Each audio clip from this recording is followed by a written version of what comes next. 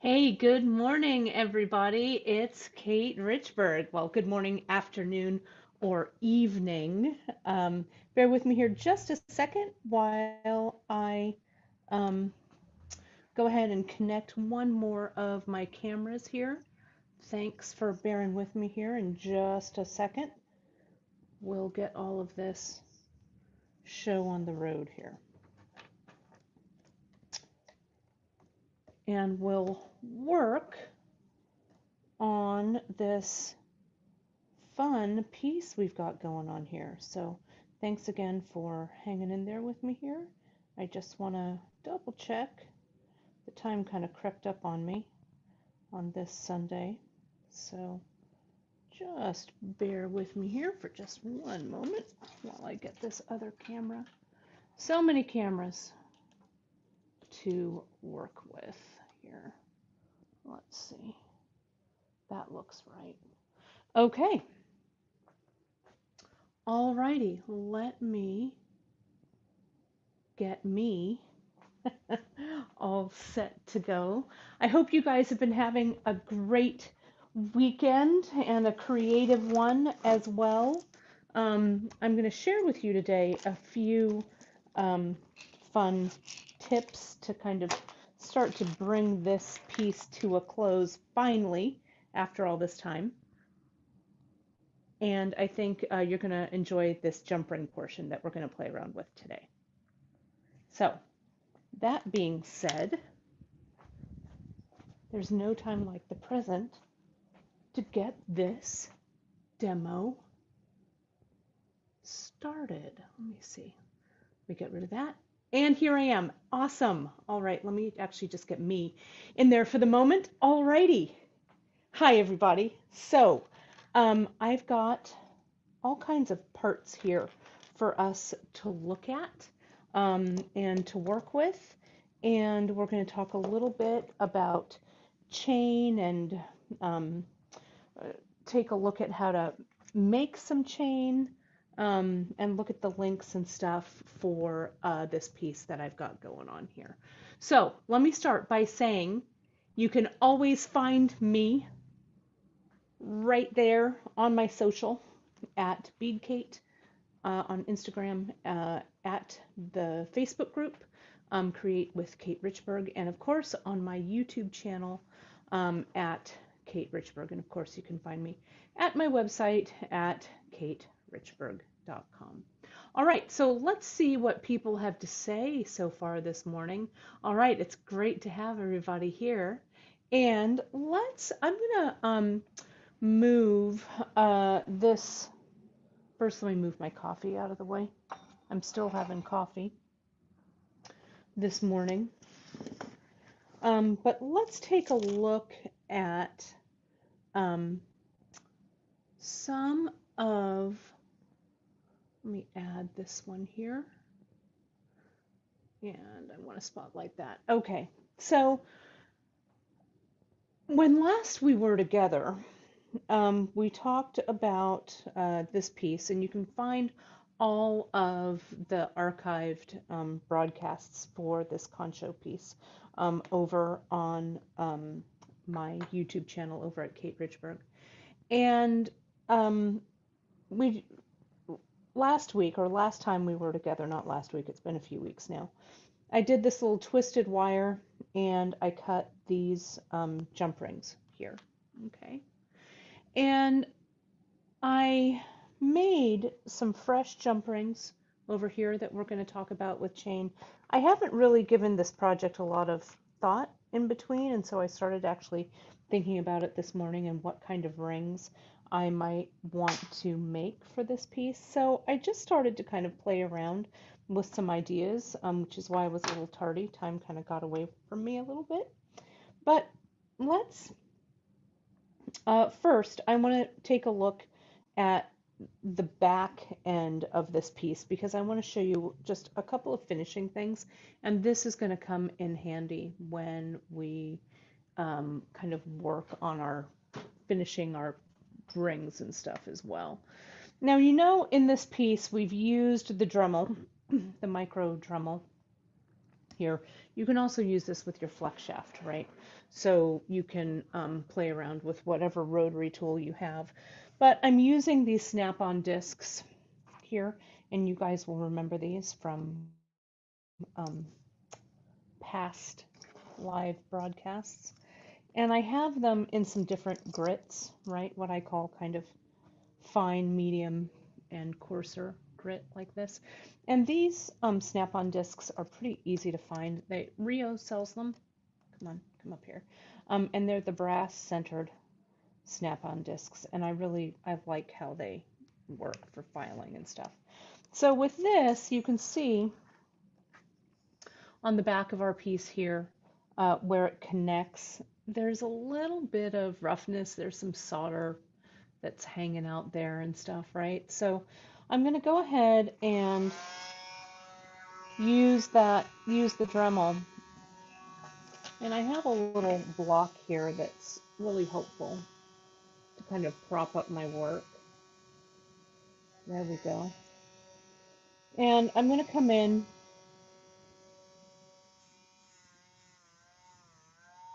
and I'm just going to gently file. And see, let me show you the side view. And see that the disc itself is very flexible, so I can even touch it here with my fingers and it's not going to hurt. But I just use it to, can you see that right there? See how there's a little bit of overhang on that? So I really want to flatten that down so the connection is good. And it'll also take away any of my solder spots. Grind those suckers off. And see how the edge of this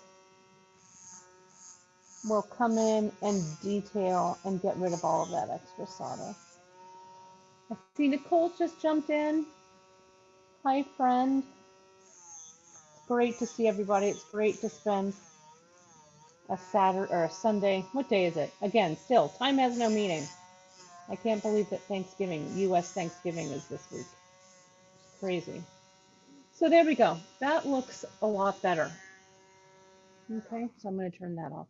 So this piece here and you can see there's a little bit of still some fire stain there. There's some business that still needs to be cleaned up. But, and I can do that on my jewel tool. There's a lot of ways that you can kind of finish this up so it's not so raggedy looking. Okay.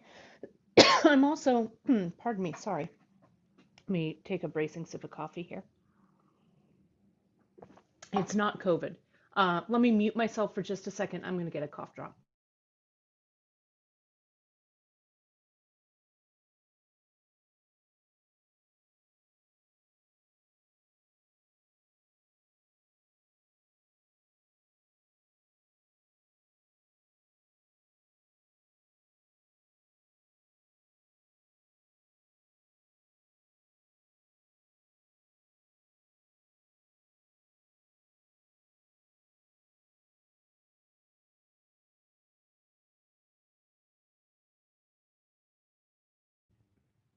There we go. I'm back. Sorry about that. Sometimes when I haven't been talking a whole lot in the morning, my voice is like, oh, not today, Richburg, not today. So sorry about that. Not COVID. I'm fine. I just have a little voice issue, so don't worry.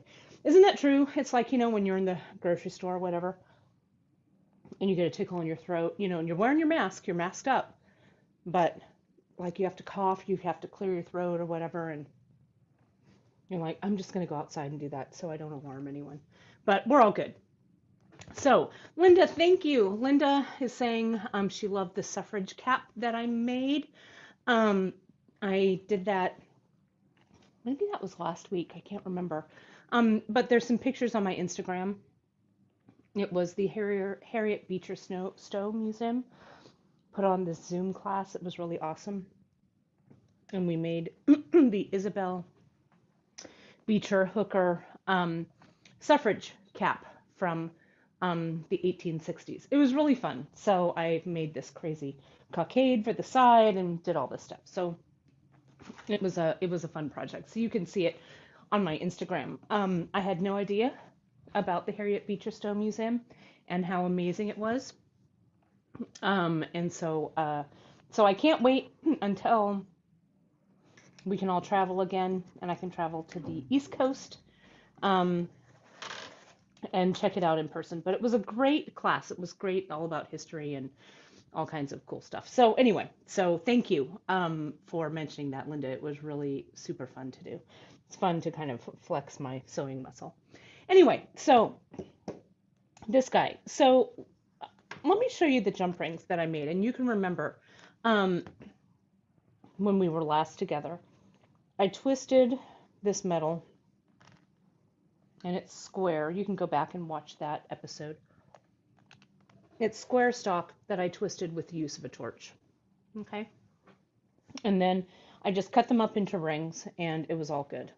Okay. Let me get a little closer so you can see it. Then this morning I started to experiment with some more rings, right? Because if I add these rings, maybe I would just add two. Those two look like they're the right size, right? If I just put two here, I probably want some smaller rings, maybe here. I also had some patterned wire.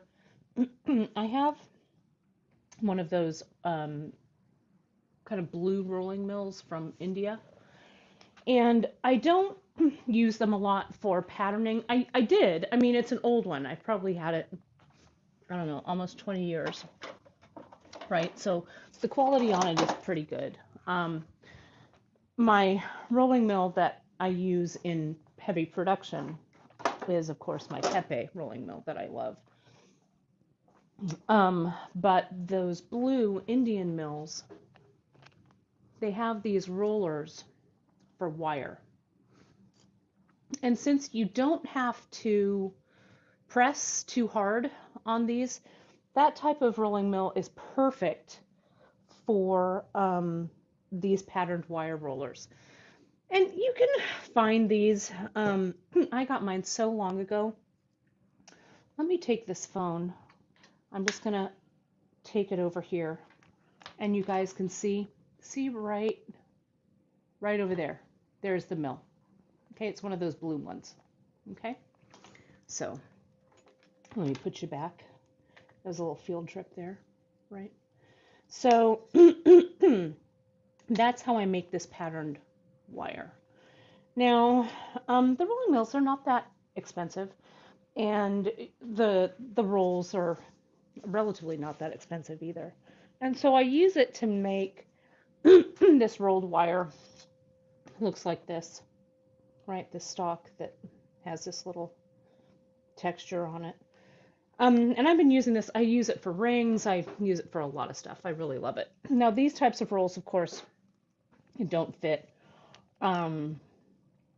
This needs a little bit of rust care on it. Needs some navel jelly and a little trip to the spa, but it'll all come off pretty easily. I'm not too worried about it. But you don't have to exert too much pressure, and they give you some really nice patterned wire, okay? So I saw kind of a heavy piece of patterned wire sitting on my desk this morning, and I grabbed it, and I rolled it up, rounded it up on this mandrel here, and this mandrel size is about 11.5 millimeters. That's what it looks like there. This is one of my mandrels from my Pepe jump ring maker. So I just wound it around. I actually wound it around by hand because the hole in these to hold the wire for the crank is too small. So the hole's too small to fit this fat wire. So I just used it as a mandrel to wrap around. And then I got my saw and I sawed them out and I used a 2/0 blade. Okay, like this. I used the nano blade and the 2/0. Okay. And oh, sorry, Linda, her video keeps cutting in and out. I'm sorry about that, but you can watch it on the replay on the YouTube channel. Okay. So I used the saw, sawed these guys out, and this is what I got right here. Okay. And so I'm going to be able to connect all of these guys. And they're a nice flush ring. And can you see that? I just kind of pushed it with my fingers there. And since it's been sawed like this with the saw blade, it's nice and flush. It's a super flush connection. And I think making the chain out of these kind of heavy rings would look pretty cool. And I think in between each of them, and I'm going to test it now. I haven't even tested it yet. So we'll see how it looks. I'm not sure if I like it or not, but I'm going to know in about 2 shakes. Here we go. I need some pliers. I made some other ones out of, this might be 12 gauge wire, maybe. They're kind of heavy. I don't know. I feel like it's a little bit heavy.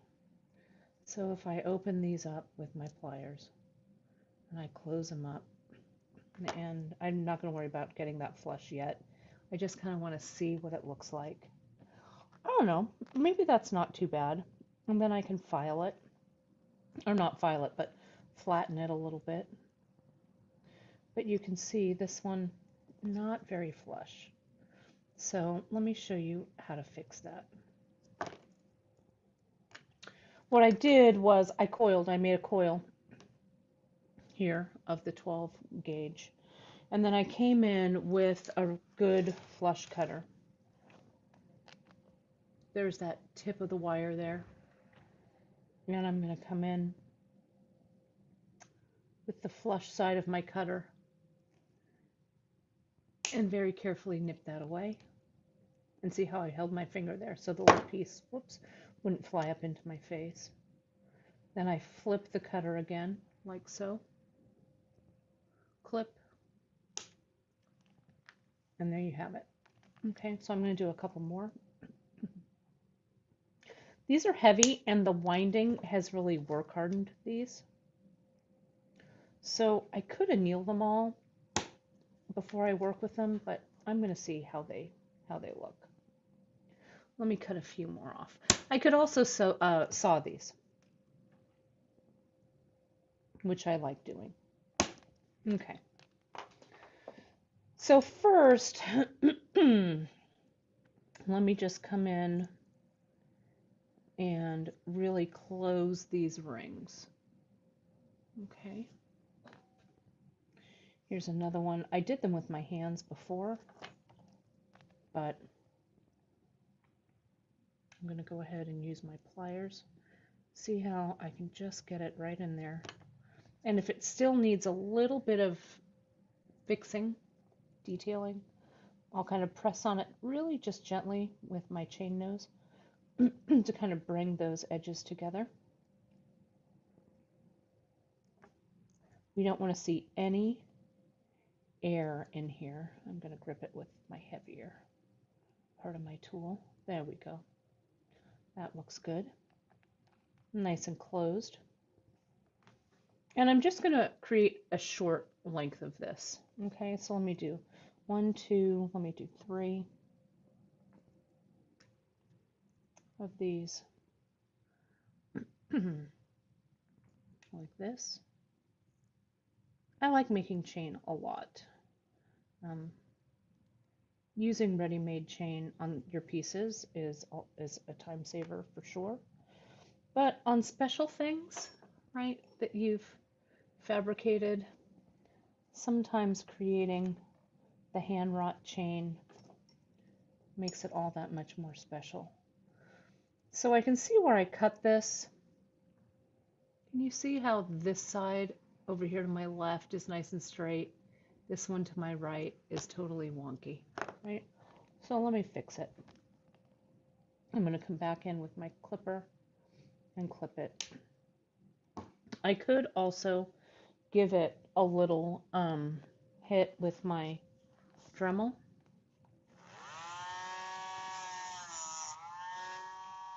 Just a little. And that should help it. Yeah, these are so thick, of course. I use this 12 gauge that's a little hard to manipulate, but it's not going to win out. And I'm going to do some refining of the shape of the links afterwards. See how there's space there? So there we go. Let me really get that closed, because remember, one of the rules of soldering is, you guys, that solder does not flow to fill a gap in the metal. Okay, there we go. So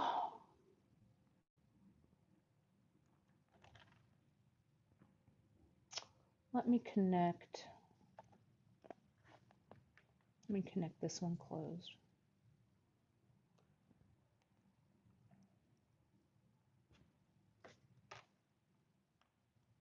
And you can see here, that again, it's not quite cut the way I want it to be. So I'll come in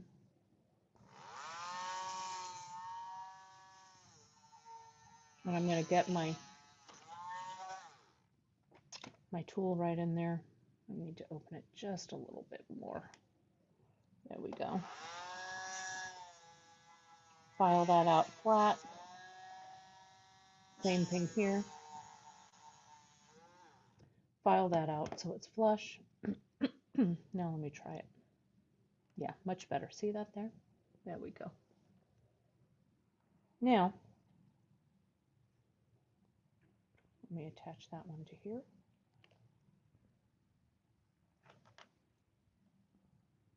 You know, I want that to lay flat, so I'm gonna look. I don't know. That's a little. The more I look at that, the more I feel like it's a little heavy-handed. What I really want is some 14 gauge, but I think I'm out of 14.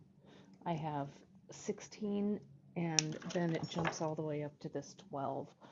So let me make a few in 16 gauge here. Oh, and Nicole is saying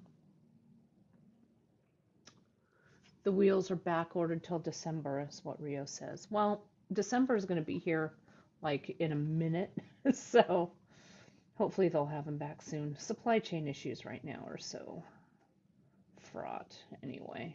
It's hard to keep anything in stock. See how I just twist those? And yeah, this is also exactly how you would detail a ring band too, you guys, right? A ring band is just a larger jump ring, right? So here I am. I've twisted these up. Let's see how they look. Let me cut this away. It's frustrating when you know the gauge of wire that you want, but you just don't have it. And I haven't made an order anywhere, so it's my own fault. All right, so here we go. Let me clip these, just so I don't fight the rings on the camera too. It'll make everything be a lot happier for everybody, I think. And see, they're so much easier, and this is how I just clip very fast. Just clip the tip away, that little kind of smushed up part, and then turn it around and clip the other side. Okay, so let me get rid of this big fat link. It's just too big. I think the scale fights with the scale of these pretty patterned rings here. Did I make these big enough? We shall see.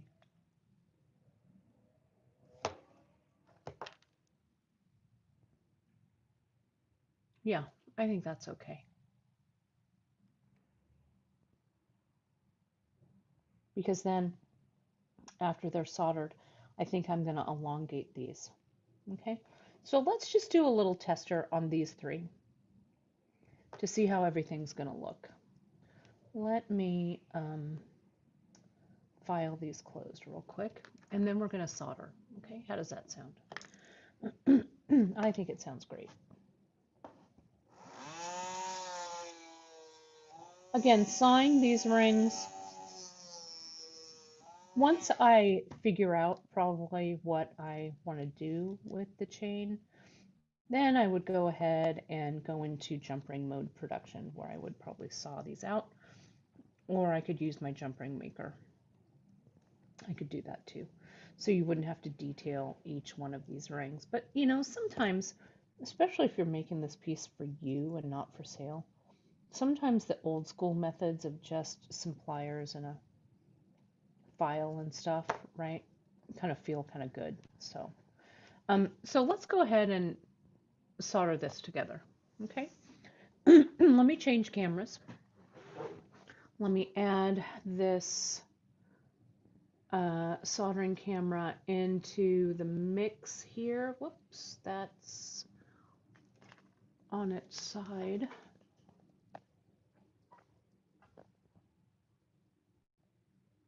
Let me get this straight. There we go. Does that look right? Come on, move around. I think that's right.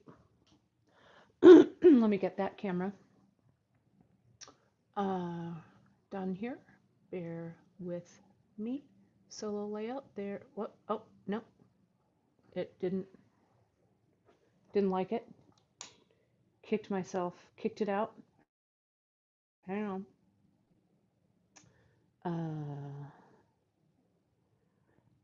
Let me put this around. Let's see the beauty of going live here. Back camera. There we go. Okay. Let's see if we can get this to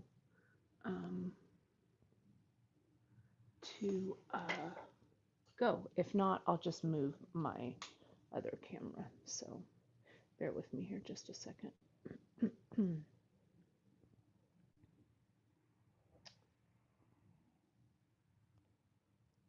see if it'll come in here. There she is.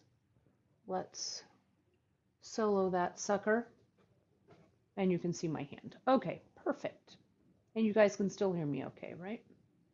Okay, so let me move my screen over here so I can see what I'm doing. Now, for chain, I use paste solder for chain because I think it's handy and it's fast and it's easy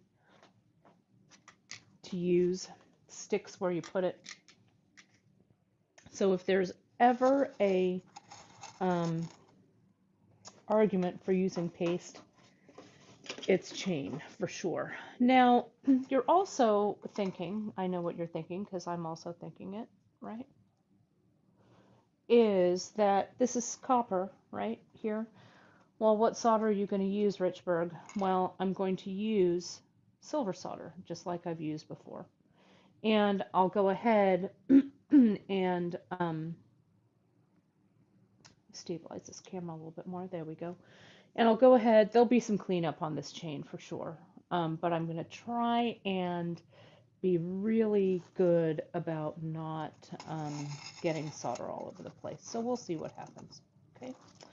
So let me get this kind of down. This is my third hand here. Tighten this up. There we go. Moving a little bit.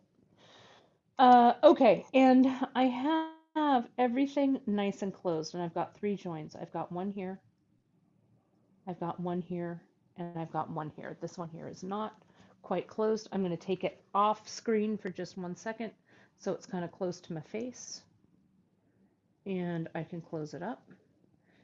Work in really good light too when you're closing up these rings, because that way you'll be able to see if there's any air in between. Okay, so now for these rings, since this ring is so wide, it's like a mini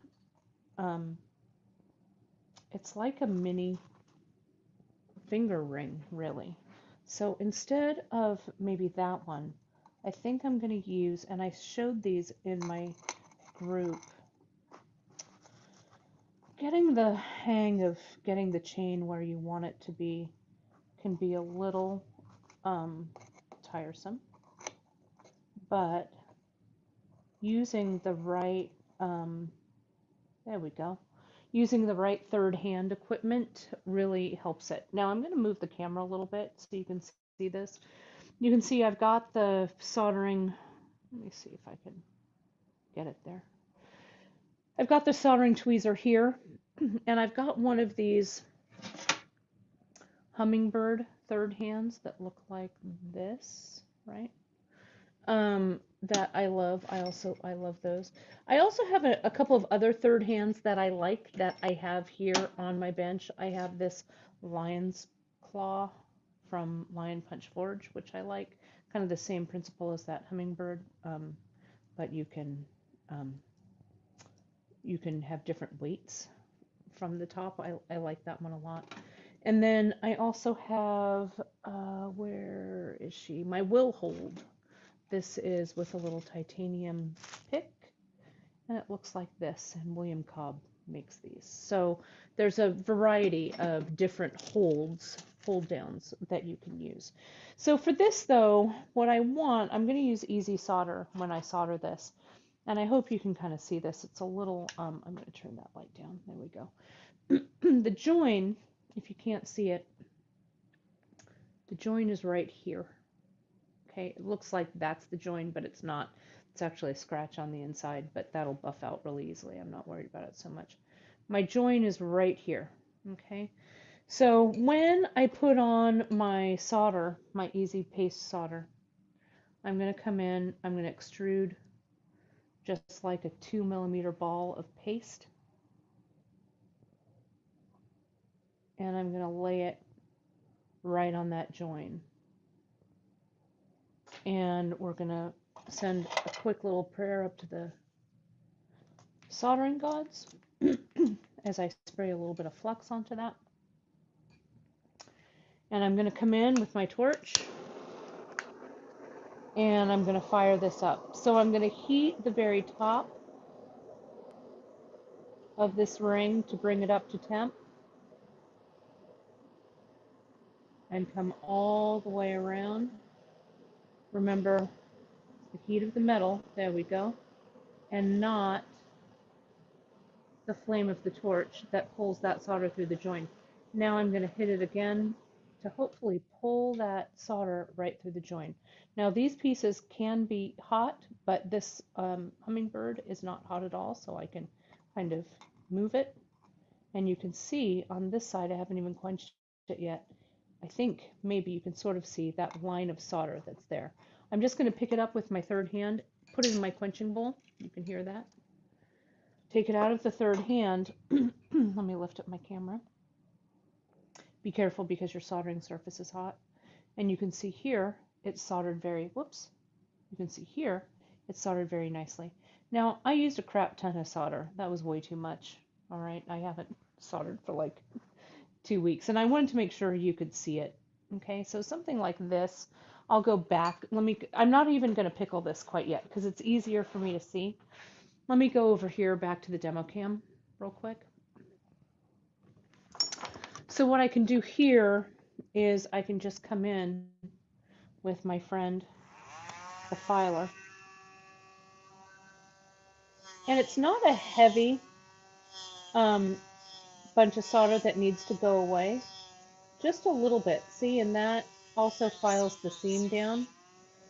You don't want to do this though at this point. What you want to do is solder everything, and then this would be the second step. But I just wanted to show you this at this point.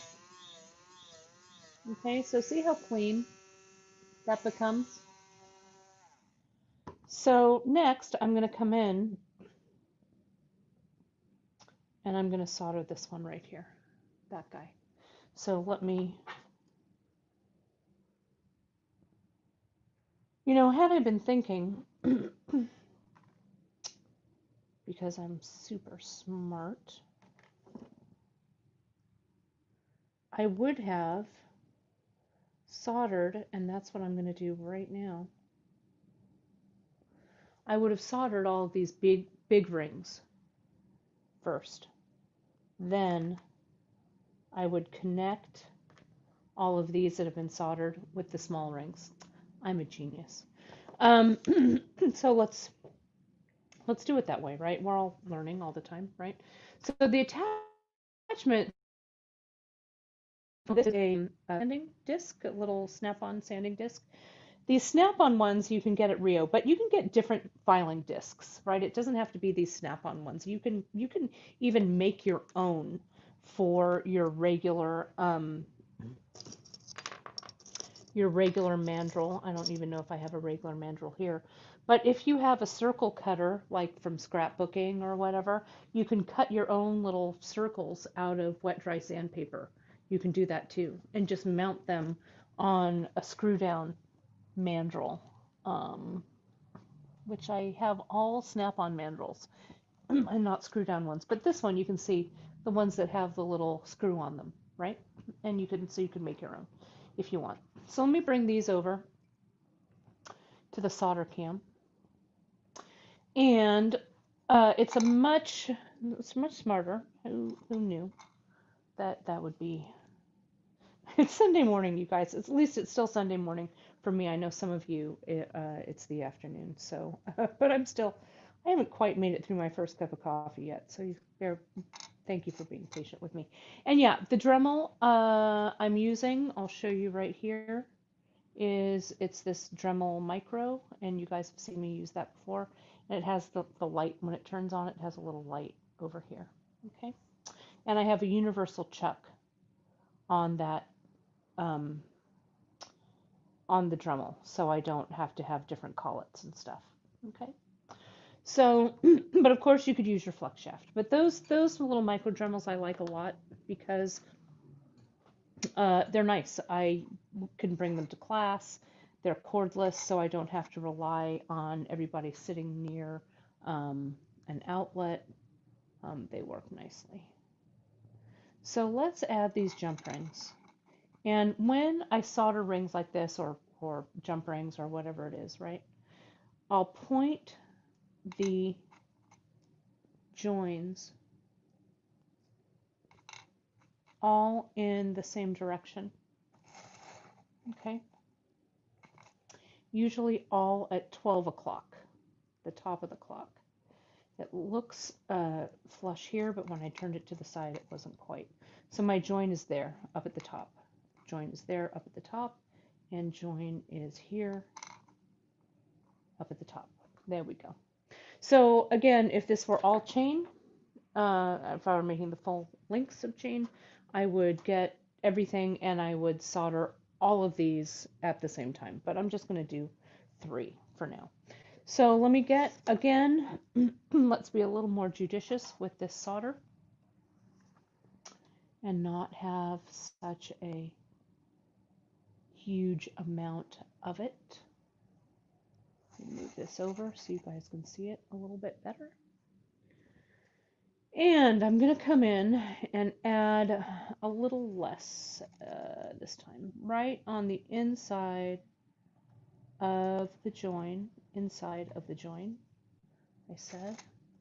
And this is better because I can rotate, and you'll see me do that when these solder up. You're going to see me rotate this soldering pan so that the heat pulls around and will very readily pull the solder right through the join. This is easy solder that I'm using, easy paste solder. Paste solder, of course, already has the flux built in, but I like a little extra bit of spray flux for this, and the spray flux that I'm using is cuprinol. Again, a Rio product there. Okay, so here they are. So they're all lined up. All my little soldiers are ready to be soldered. I'm going to get my cuprinol in my little spray bottle. There we go. It's time to refill this. It's kind of at the end here.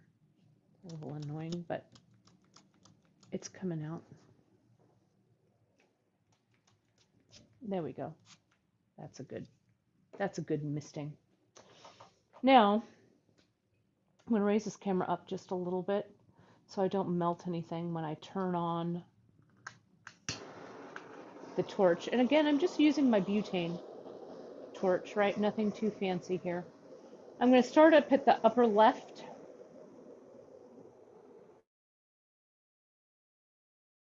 Dry that flux, heat the ring, bring the ring up to soldering temperature, and go all the way around. I see that flow, and I pull it through. Beautiful. Now I'll go to this one. Heat, heat, heat.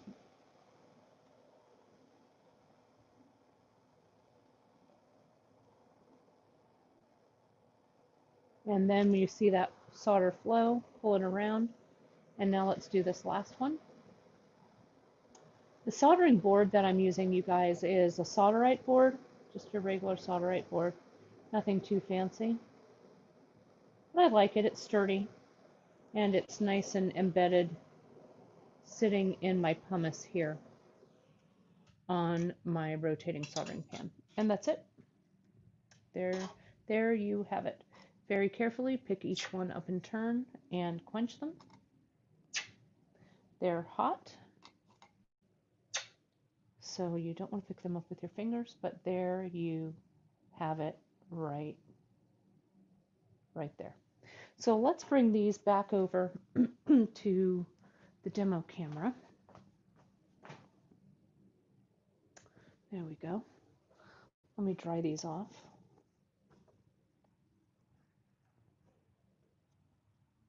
In my wonderful blue shop towels. I love these things. Now that it's coming into winter, I don't know about you guys, but Chris and I, when we went to Costco yesterday, nary a paper towel to be found. It's that time again. Don't worry, Chris was reading me a story last night from, I don't know what he was reading, The Atlantic or something, whatever he was reading. And they were talking about supply chain and stuff. And so don't worry, everybody, we're not going to run out of paper towels. So we actually found some. Then after Costco, we went to Target and everything was fine. So don't stress.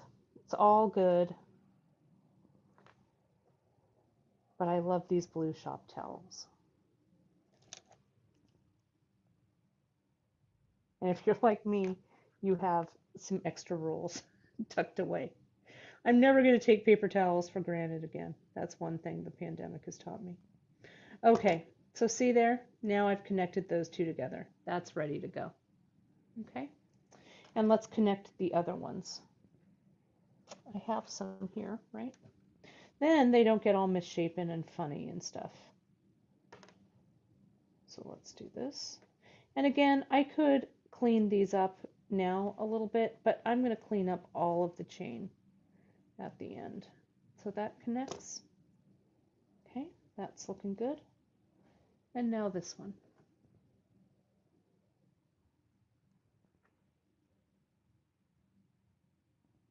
Okay, look at how pretty that looks. Look at that really nice patterned wire. Looks delicious, I think. I like kind of old-fashioned kind of these links. This would also make a really nice bracelet too, I think. Whoops, can't see it. But so this length already, the inside diameter of these rings is 11.5 inches. And then I used this, no, did I use this one? Is this the one I used? Yeah. These are 6.5 millimeters as the inside diameter of that smaller ring. Okay, so, and that makes a length of, I've got my tape measure over here, just so you have an idea. It's a little under 3 inches of chain, but what I'm going to do is I'm going to solder these three, then I'm going to show you how I'm going to shape them so it'll elongate it just a little bit. Okay, so let's go back to the solder camera and let's solder these out. So what I do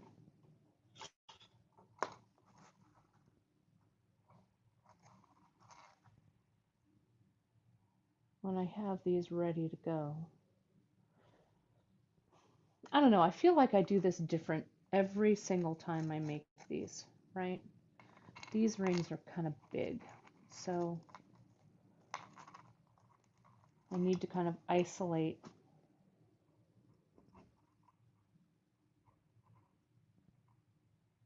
There's my join.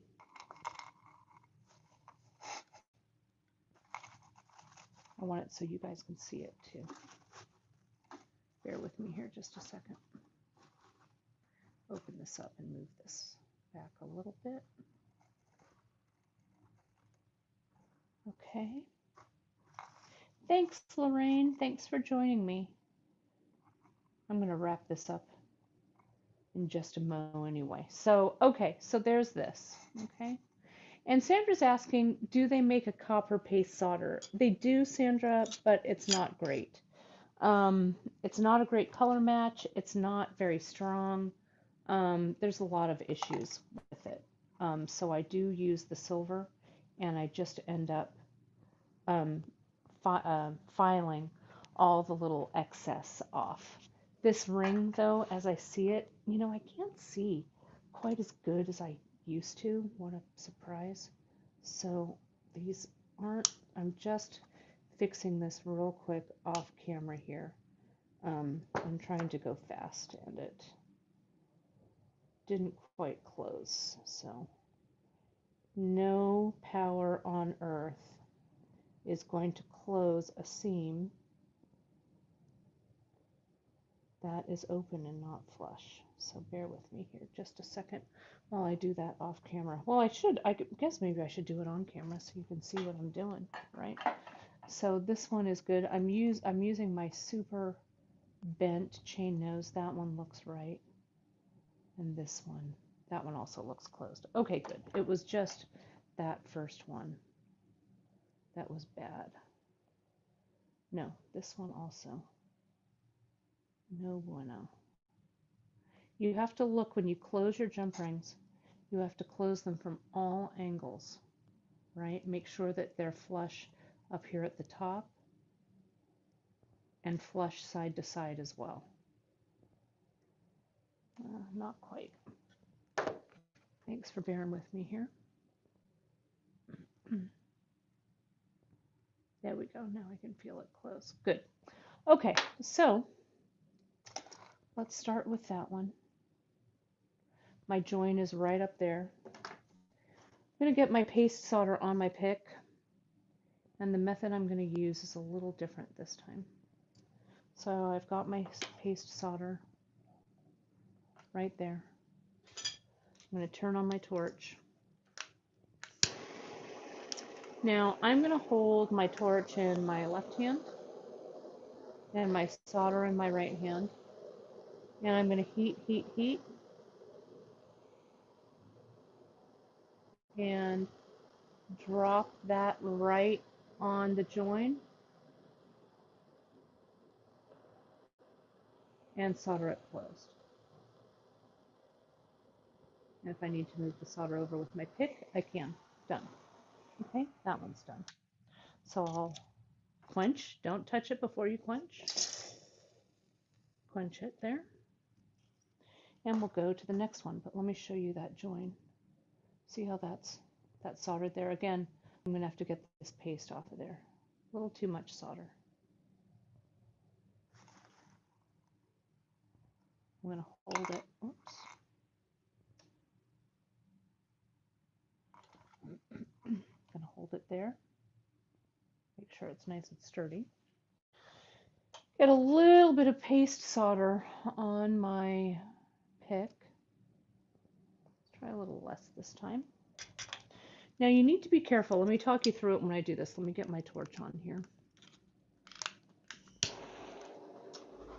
Now as I'm heating the ring, I'm also kind of heating and see how the solder wants to, there we go. See how I balled it up on the tip of my torch? And then I just touch it down. The ring wasn't quite as hot as it needed to be. So let me reheat that. And let's flow that solder. There we go. One little place there where I need to move it over.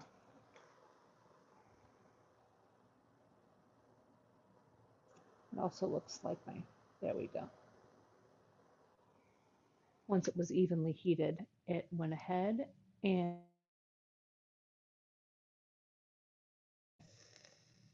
punch it. Donna just jumped on. Hi, Donna. Good morning. Though I think we're not in the same time zone, so good afternoon. Well, it's now afternoon everywhere, so I can say good afternoon to everybody. I'm going to refill my torch. It's getting a little bit low. I'm going to solder that one last jump ring, and then I'll show you how I'm going to shape it. Okay, there we go. That is filled. Let me clamp that ring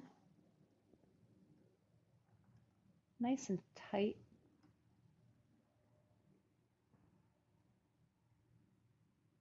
There we go. That looks good. And let me get some solder.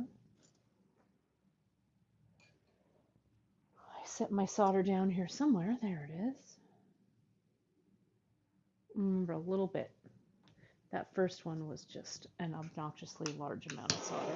There we go. That's what I want my torch to look like. Heat, heat, heat, heat. Also kind of heat the solder at the same time. There we go. Heat it and bring it over. One side of my ring was much hotter than the other side, so it went to one side and not the other. But I think, let's see, yeah, nope. See that there? My silver, it's hard for you guys to see, but it's over there. What I'm going to try and do is grab myself a little bit more of my paste solder and try and drop it in the right place. This really illustrates how, and it's because I really have this clamped over here pretty tightly with the third hand. So the third hand was a heat sink. So this side of the ring got a lot hotter than this side over here. So all of my solder flowed towards the hot spot, but now that's fixed. Okay. When that happens, I mean, it's just a jump ring, doesn't matter. You could cut it out and do a new one. But it really shows that, illustrates how your solder does flow to the hottest part of your ring here. So see there, I just added a little bit more and evened it up. So let's go back to the demo cam.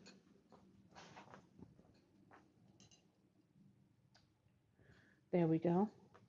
And here are these guys. Let me dry it up. And I want to show you how I would shape these rings. And this will also tell you if the ring is soldered or not. Okay, so I like to have these joins on the side here. So what I'm going to do is I'm going to get some round nose pliers.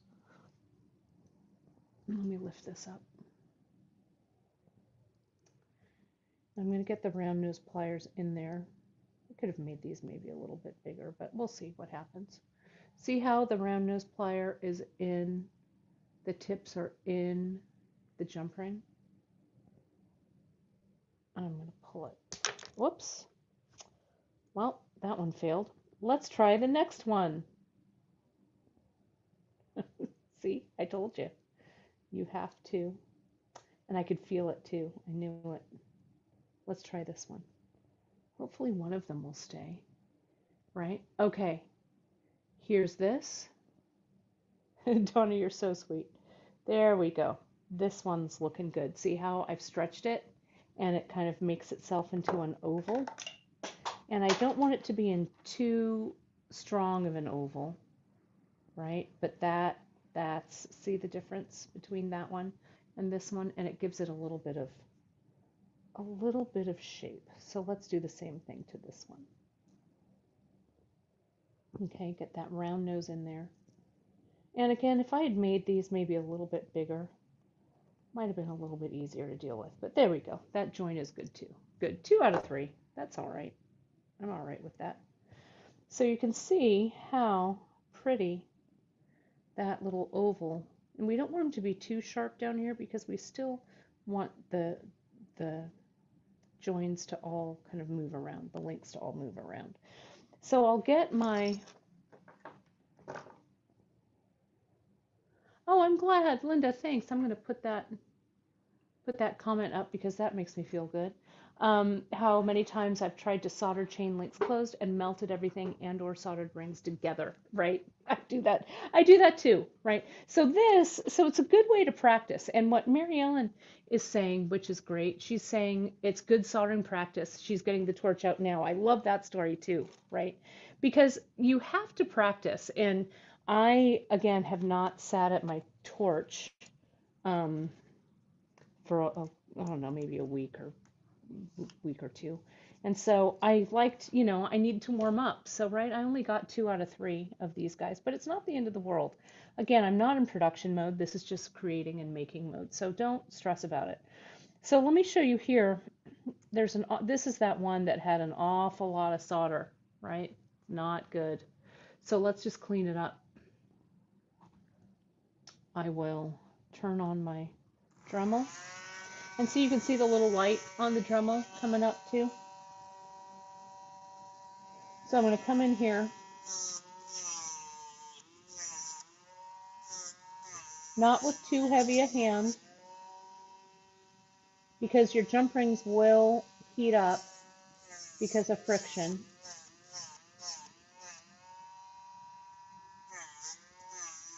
So the less solder you use, the less you're going to have to clean up.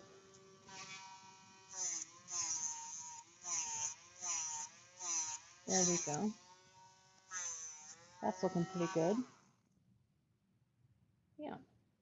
Now I'll clean up this ring right here. Again, light touch. Just kind of, pull it across to file everything away. And again on this side.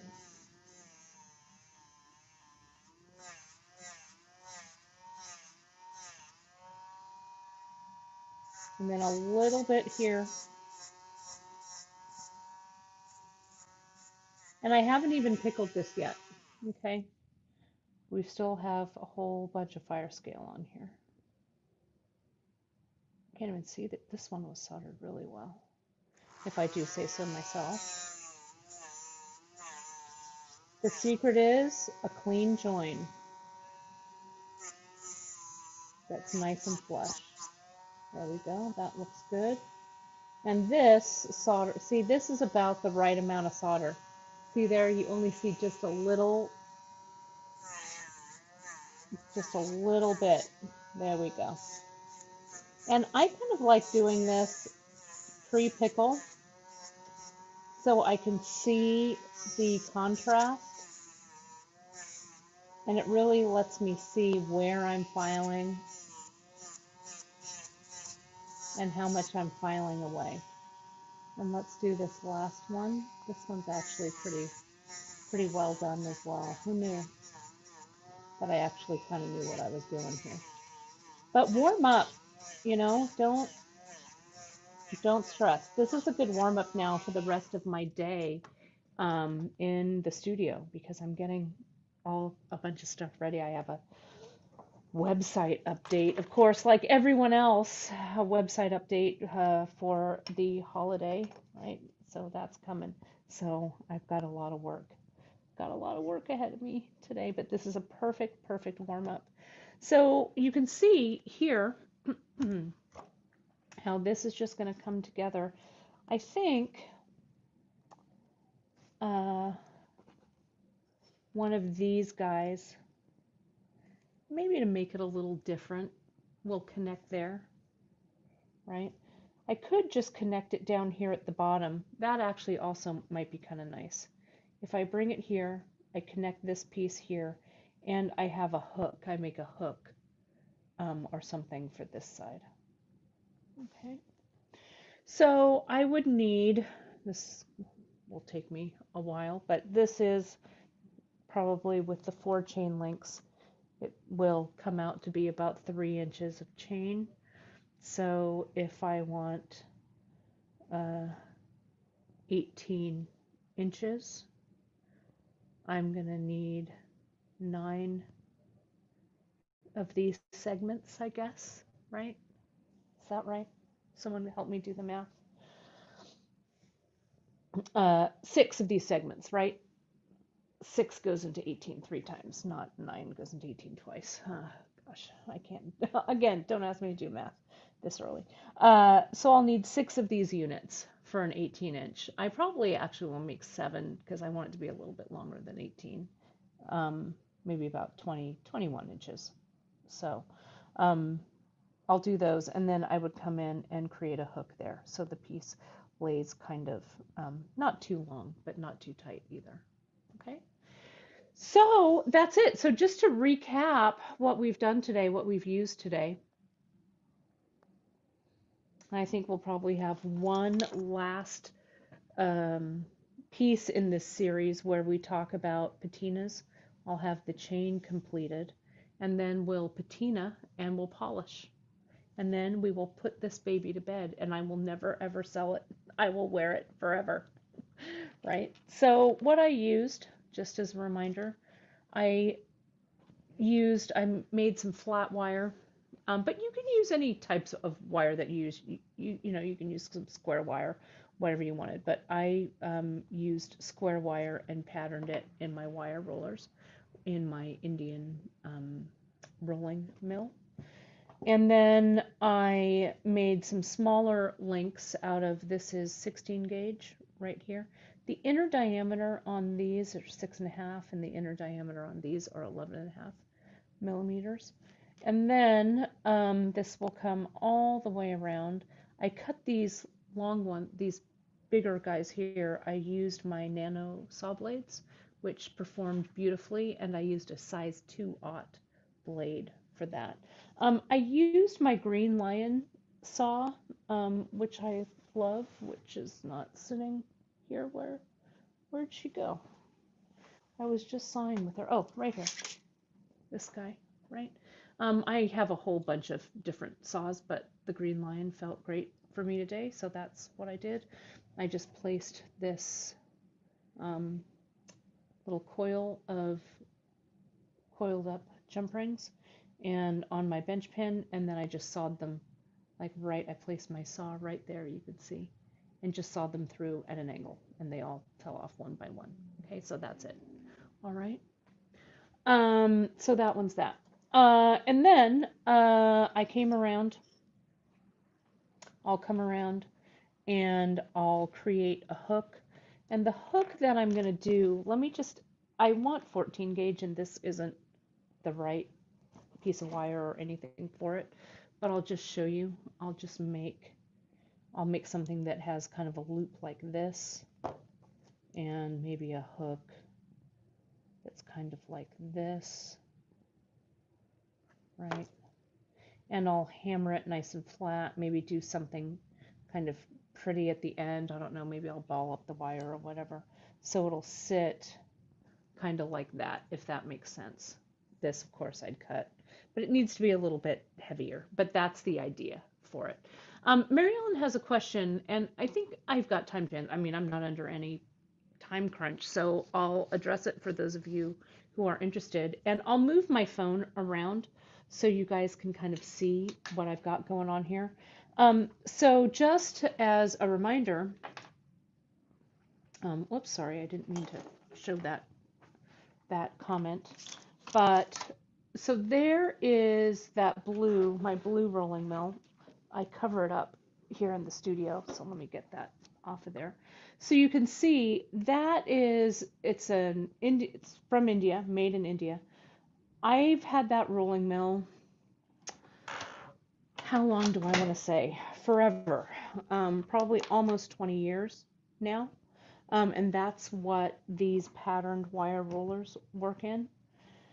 Mine is really old, so the quality, I've heard now that these rolling mills from India aren't great, but it also may have to do with that people push them beyond their boundaries, right? So that little blue rolling mill is perfect for something like this wire roller here, because you're not putting that much pressure on it. If I were patterning, like now, a lot of people use, let me put this back in the holder and I'll grab one. A lot of people, whoops, sorry about that. Go back in your little holder phone. Now, whoops, sorry. I don't know what setting. There we go. Go back in there, please. There we are. A lot of people use now, what they want to do is they want to use things like these steel plates, right? So a steel plate in that small rolling mill over there, it's not made for it, right? So this is a sure way to damage that mill, all right? It just won't hold up. But my buddy Gwen Youngblood over at Rolling Mill Resources, she carries these paper patterns that you can pattern your metal with, and it's not so thick, right? These steel plates are thick, right? But patterning with this paper in one of those Indian rolling mills where you, I don't know, I was rolling, oh, here, I'll show you. Is this what I want to show you? No, I've been patterning sheet like crazy. Just trying to see if I have something real quick to show you. But essentially what you would do is you get here we go. I have a folder. Here we go. I'll show you this. All right. Let me get this out of the way. And let me get this out of the way. I'll put it in its little house here. There we go. Okay, so this is how, when I'm using one of those plates, those steel plates, I tape my metal, my annealed metal, to the plate. And then I put a piece of foam. It's that craft foam that you would make things for, I don't know, what do I want to call, like bulletin boards and stuff, right? And then I get some, like a manila folder that I've cut up. Let me cut up a piece of manila folder right here. And then I'll send that package, and I'll do it more in depth on rolling mills later, but this is the long form answer, Marilyn, to your question. Then that sandwich rolls through my mill, okay? So something that's this thick on that, pardon me, little blue Indian mill, that's a recipe for never being able to use that mill again, okay? But this paper is a lot thinner, right? And you can use it for several rollings. And I would use whatever, I don't know, whatever gauge I want. Like, I'm trying to see if I have a little piece of metal here that I can show you. But you get the idea. I can just untape this even. So I would sandwich, and you can see this has been annealed.